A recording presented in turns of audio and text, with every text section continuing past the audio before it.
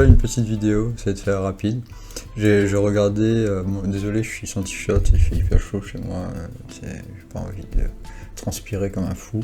Du coup, qu'est-ce que je voulais dire? Il y a plein de vidéos sur YouTube qui parlent que 2025 va être la meilleure année du monde. Et enfin des vidéos aussi sur Poisson, parce que Raoult va rentrer dans le signe de Poisson. Et Raoult, c'est la confusion, c'est l'illusion, et plein de choses de ce genre. Et j'ai l'impression que, bon, le Raoult, il n'est pas encore exactement dans le signe de Poisson, mais il est en train de rentrer dedans, et je commence à sentir l'influence léger. Et aussi, je le vois concrètement, hein, c'est pas juste le sentir, c'est le voir à travers les vidéos qui se publient sur Internet, sur YouTube, etc. Le mood, hein, mais enfin, ce que les gens ressentent et la manière qu'ils publient la vidéo. Pour ceux qui me croient pas, dans quelques jours, vérifiez ce que vous ressentez vraiment et pas l'illusion que vous ressentez. Bon, l'illusion va permettre, je pense, de grandir beaucoup. Ça, l'avantage de Raoult, c'est que ça fait grandir les gens parce qu'ils sont obsédés par ça. Donc les gens vont être obsédés littéralement par Poisson, contrairement à l'année dernière où il n'y avait que Saturne. Là où il y a Saturne, il y a un traumatisme. Il y a comme s'il y a une sorte de une envie de pas avoir cette chose-là parce que c'est difficile et du coup on a envie par exemple, Jupiter représente les fruits, il représente le jus, etc., quelque chose de bon et de sucré, quelque chose qui est bienheureux, on va dire, qui donne envie, etc. C'est ce qui fait bouger les humains. Donc c'est pour ça qu'il y a une addiction au sucre quand Jupiter peut être mal placé, parce qu'on a envie de ça et on ne l'a pas. Donc on a envie de ce sucre, quand je dis l'addiction au sucre, c'est pas aux fruits, mais au sucre chimique. Et du coup, quand il y a un traumatisme, quand il y avait Saturne sur Poisson, on n'avait pas envie de parler de spiritualité, et la spiritualité n'était pas extraordinaire, ce qui s'est passé l'année dernière. Et pour ceux qui avaient des signes dans le signe de Poisson, comme la Lune et le Soleil, ils se sentaient pas trop bien, c'est ce qui était mon cas. Là, on va avoir une embellie, un surplus d'énergie, parce que Raoult rentre dans le signe de Poisson, avec Saturne. Sauf que ce que beaucoup de personnes ne comprennent pas, c'est que enfin c'est une sorte d'ignorance à ce sujet-là, c'est un sujet qui est très délicat, et peu de personnes ont cette connaissance-là, mais quand Raoult et Saturne sont dans un signe, ça crée quelque chose de spécial, et en astrologie védique, c'est souvent très mal vu quand Saturne et Raoult sont en même temps dans un signe, parce que ça donne une peur énorme de ces sujets-là, mais en même temps une envie de les comprendre énorme.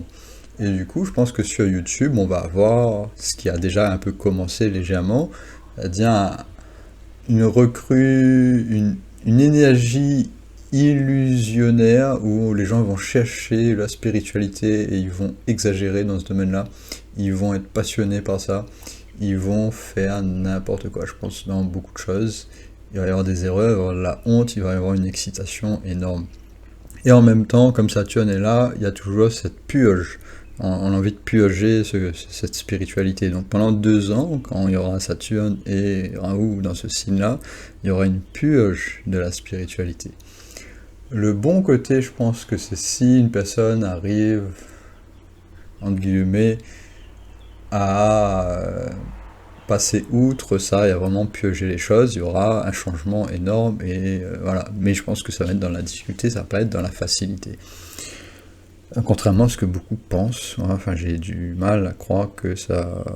Après je pense que, enfin là c'est par rapport à cette conjonction et dans le signe de Poisson. Après il y a plein de choses autour qui peuvent se passer qui sont tout à fait positives, faut pas croire qu'il va y avoir que du négatif. Il peut y avoir plein de choses positives autour, notamment avec les changements qu'il y aura aussi avec Uranus, Neptune et Pluton qui vont changer de signe tous ensemble. Pluton est en train de passer dans le signe d'Uranus, enfin de Verseau ici, il est en train de rentrer dans le début du signe de Verseau. C'était la deuxième fois, il avait commencé à venir légèrement entrer là-dedans. Pluton, ça crée de la destruction, donc ça va créer du changement.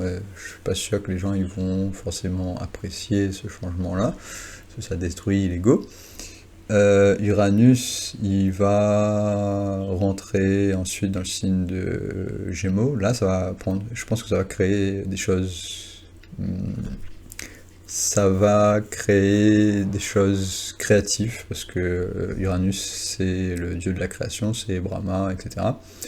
Et du coup, il y aura de la créativité avec Gémeaux, notamment parce qu'il y a le nakshatra de Rohini qui est aussi lié à Prajapati et à Brahma, donc on va avoir beaucoup de créativité, je pense, quand Uranus va rentrer dans le signe de Gémeaux.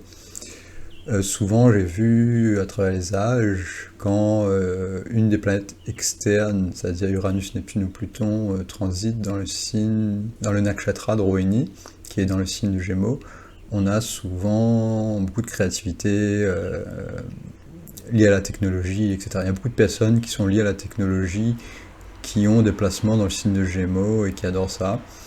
Des journalistes, d'informatique, etc. Donc beaucoup de personnes qui adorent l'informatique et les nouvelles technologies ont ce nakshatra de Rohini, mais bon, pas que, ça c'est pas lié que à ça, hein. Mais on va dire que ça va exciter beaucoup de personnes, le fait que Rohini représente une de ces facettes-là, on va dire. Mais bon, après, voilà. Après, on a Neptune qui va rentrer dans le signe de Bélier. Donc ça va comprendre des nouvelles choses sur qui on est. Neptune, c'est une des planètes qui montre des choses cachées, et les gens associent ça à l'eau, etc. Et, enfin, ils divaguent un peu là-dessus, parce qu'ils ne comprennent pas vraiment qu'est-ce que c'est Neptune. Alors, moi, je suis pas vraiment d'accord avec ce côté trop haut de Neptune, même s'il y a une part lunaire en fait derrière Neptune, qui est liée à une femme en fait, à une mère, mais aussi à la constance en fait. C'est lié à la constance et à l'incarnation physique, et vraiment à toute chose, c'est lié à Vishnu. Et du coup, quand Neptune va transiter dans le signe de Bélier, on aura un renouveau de qui on est vraiment, parce que Bélier ça représente le cerveau, la tête, etc. Et c'est un peu l'incarnation sur Terre physique. Donc c'est pas que le combat, c'est pas que les guerres, c'est vraiment comprendre qui tu es. Parce que les gens qui font la guerre, généralement, c'est quand justement Mars il est pas fort. Et que au final, enfin le signe de Mars ou Mars lui-même est faible, c'est-à-dire Bélier. Et du coup ils font la guerre parce que y a un côté têtu de Mars qui est pas bien ancré sur Terre. Et du coup, quand Neptune va transiter dans le signe de Bélier, il va y avoir justement une nouvelle compréhension de Bélier, avec des nouvelles choses qui apparaissent. Et comme ces nouvelles choses peuvent être difficiles, on peut avoir bien sûr des guerres qui peuvent aussi apparaître, ou des gens qui se battent, parce que il y a toujours une partie qui est un peu plus, on va dire, difficile à appréhender au début. Donc des changements, beaucoup de changements, hein. Donc ça, je pense que ça c'est déjà dit dans plein de vidéos qu'il y aura des changements. Ça, je pense pas qu'on n'a pas besoin, on n'a pas besoin vraiment d'être très fort en astrologie pour comprendre que les choses vont changer. Après moi, dans l'ensemble, ce que je ne suis pas d'accord avec la plupart des astrologues, c'est le fait que le signe Poisson, il va subir des choses. Mais en même temps, c'est normal. Je pense que les astrologues qui font des vidéos et qui disent qu'il va y avoir des choses extraordinaires qui vont se passer, ils sont dans l'illusion de Rahu en fait. Ils sentent cette énergie-là, ils ont envie de parler de ça, donc leur intuition leur dit que ça va être extraordinaire, parce que c'est l'illusion de Rahu. Si tu écoutes une personne, par exemple, tu fais une recherche sur Astrothème, et tu cherches une personne qui a toutes ces planètes, ou beaucoup de planètes à côté de Rahu, et tu vas voir ce comportement-là d'illusion, où la personne est constamment en train de s'exciter, en fait, parce que Rahu, enfin, moi je dis s'exciter en parenthèse, hein, mais c'est une personne qui agit sans vraiment réfléchir, qui est dans l'illusion d'une réalité qui est à moitié vraie, parce qu'elle est en train de comprendre qui elle est. Donc elle est en train de peut-être piocher des choses, parce qu'elle est en train de s'incarner. En fait, Rahu, quand tu as beaucoup de planètes à côté de Raoult, tu t'incarnes sur la Terre parce que tu as besoin d'apprendre ces planètes-là. Donc les personnes qui donnent des conseils euh, et qui ont beaucoup de planètes avec Raoult, ils donnent des conseils qui sont des illusions que eux-mêmes ont besoin d'apprendre. Donc quand Raoult va être dans le signe de Poisson avec Saturne, on aura beaucoup d'illusions avec un traumatisme en même temps, et ce qui va être difficile, c'est quand il y aura une autre planète à côté, et ça va être le cas à partir du 12, mais ça va pas être si flagrant que ça encore, parce que Vénus il est exalté ici, donc il y a quand même pas mal de force pour encaisser le choc, mais il y aura de la honte quand même à ce niveau de Vénus là, donc les personnes qui sont liées à Vénus, ils vont pas trop apprécier ça. Et donc il y aura une remise en question au niveau de Vénus, peut-être il y aura ce traumatisme très fort qui crée de la honte. Donc à chaque fois, on peut visiter un peu ce qui va se passer, hein. Donc ici on a toujours que Vénus. D'ailleurs je pense que oui, là on a une éclipse le 1er février, on a une éclipse, la Lune rentre dans... Donc là, ça va être la première difficulté, on va commencer à ressentir vraiment cette énergie. Donc à partir du 31 janvier, hein, donc à partir du 31 janvier, on va commencer à ressentir, donc ça c'est quand Donald Trump sera président, donc les 5 jours après, on aura cette honte-là au niveau de la Lune. Qui va pas être top. Et donc ça c'est une éclipse, hein, quand la Lune est à côté de Raoult, c'est considéré comme une éclipse, surtout qu'on a le Soleil aussi, donc c'est presque une nouvelle Lune, hein. Et donc si on rajoute quelques jours, ensuite on va avoir l'éclipse solaire, pardon. Là, on a Mercure qui rentre dans le signe de Poisson le 16, donc là on aura de la honte sur Mercure. Donc Mercure c'est la communication, la capacité à comprendre la réalité. Mercure en débilitation en plus dans le signe de Poisson, donc là on va sentir une planète en débilitation en même temps qu'il y a de la honte. Donc là on aura une confusion totale, je pense, des gens qui vont raconter des bêtises sur YouTube. On va voir plein de choses qui sont fausses. Souvent quand Mercure est en Poisson, on a des gens qui ont une difficulté à comprendre qu'est-ce qui se passe réellement dans leur vie, et qui, bon, ça peut créer des sectes, ça peut créer enfin, ça va créer une secte, hein, mais quand quelqu'un est né avec ça, ça peut être quelqu'un qui va dans des sectes, qui croit à n'importe quoi, qui comprend pas ce qui se passe autour de lui, et qui se fait manipuler en fait, parce qu'il comprend pas comment la réalité fonctionne. Et donc c'est un peu si on regarde si on regarde le livre, enfin si on lit le livre de Voltaire là, Candide, c'est un peu ce qui se passe comme Mercure quand il est en ashamed, donc quand il y a de la honte sur Mercure, on peut voir en fait côté là où je crois n'importe quoi, je vais dans toutes les directions, je crois que ça va être beau, et en fait tout se casse la gueule parce qu'au final les croyances sont fausses. Et on peut regarder sur Netflix les sectes en général. Souvent Mercure, les personnes qui sont dans des sectes, qui restent longtemps là-dedans, qui se rendent pas compte que c'est malsain, ils ont souvent un Mercure qui est très faible. Et du coup, ils ne comprennent pas du tout la réalité, ils vivent très solitaires, et ils sont pas du tout indépendants, ils n'arrivent pas à faire les choses basiques de la vie, aller au magasin, acheter des choses, devenir indépendant. Mercure, c'est l'adulte qui devient indépendant par curiosité, pour essayer de comprendre le monde. Donc la personne qui a très peu de curiosité, qui essaie pas de comprendre les choses, souvent c'est Mercure qui est en débilitation. Donc là, à ce moment-là, je suis vers le 16, je suis regardé un peu les vidéos qui se font publier. À mon avis, on aura beaucoup de choses fausses qui vont apparaître. Voilà. Donc après, si on rajoute quelques jours, on a le soleil. Donc là, on aura l'éclipse qui va venir dans le signe de Poisson. Et donc là, ça va être le moment clé, on va dire, de cette année, on va dire, on pourrait dire, parce que c'est Raoult qui est dans le signe de Poisson. Là, on a le soleil qui se fait aussi, il y a de la honte sur le soleil à ce moment-là. On a la lune aussi qui a de la honte, on a Mercure, donc on a ici pas mal de choses qui se font détruire. Et après, voilà, et je vois ensuite, on a Mercure qui va quitter Poisson à partir du 4 mars, donc là ça va être beaucoup mieux, sachant qu'on avait Vénus qui quitte le signe aussi un peu plus tôt, lui, ça fait un bout de temps, Vénus quitte à partir du 5 février, donc là Vénus là-dessus, ça c'est un peu mieux quand même, point positif.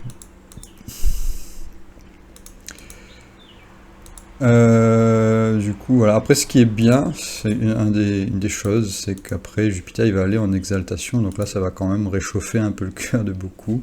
Donc, s'il y aura des changements positifs, je pense que ça va être beaucoup plus positif. Ça va être à partir de juin 2025, quand Jupiter va être en exaltation. Là, on aura un signe Poisson qui va être beaucoup mieux, sachant que Saturne va quitter le signe pendant un petit peu de temps et il va revenir ensuite.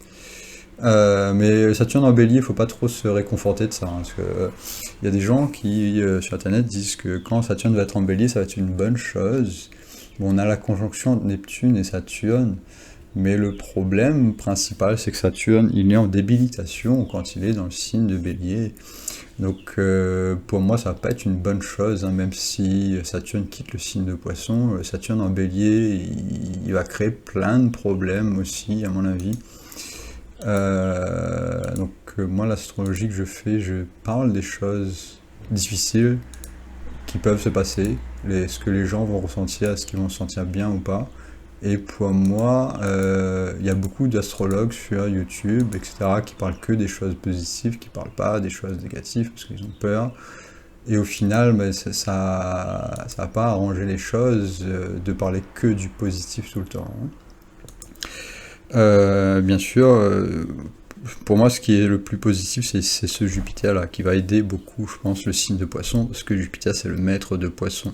Si on regarde quelques semaines auparavant, quand Jupiter est dans le signe de Gémeaux, il n'est pas très fort en Gémeaux, Jupiter, parce que Mercure, c'est un ennemi de Jupiter, le maître de Gémeaux.